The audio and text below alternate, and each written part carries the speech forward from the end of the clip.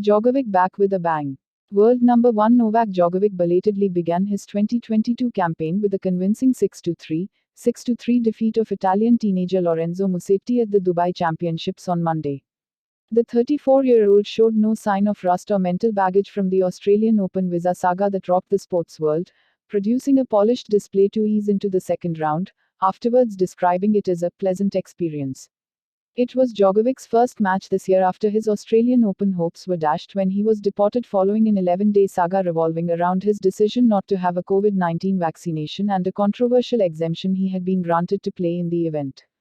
2 court hearings were required before Djokovic was expelled on January 16, having spent several days in a hotel, with the country's immigration minister ruling he could fuel anti-vaccine sentiment if allowed to compete.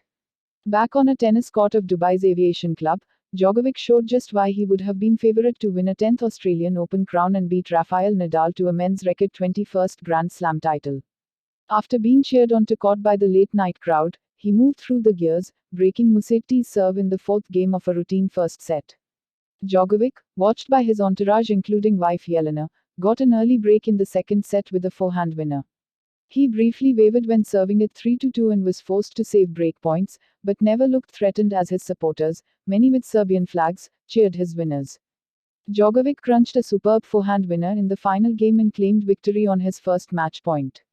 Even if he wins the Dubai title for a sixth time, he could lose his world number 1 ranking this week should Russian Daniil Medvedev win the Acapulco title. But for Djokovic, enjoying an ATP record 361st week as number 1, that was the last thing on his mind as he put one of the darkest episodes of his career behind him. I couldn't ask for a better reception. It's been a while since I played the last match and I couldn't pick a better place to kickstart the season, Djokovic, who had not played since the Davis Cup finals in November, told fans after performing his trademark salute to all sides of the arena. Djokovic, who last week said in a BBC he was not against vaccines but was prepared to miss major tournaments rather than have one, will have a day off before facing either Russian Karen Khachanov or Australian Alex de Minaur. Asked by reporters later how he had been received by his fellow players, he said they had been very friendly. Majority of them actually welcomed me and said it's nice to see me back on the tour, he said. That makes me feel great. I'm very thankful for that because having the kind of an understanding, at least I would say, if not support from my peers and my colleagues, is very important to me because they are the people that I get to see sometimes more than my family. I care greatly about the relationships that we have. While Djokovic has had no issues being allowed to play in Dubai, he said he currently will not be able to play at Indian Wells because of strict vaccine laws in the United States.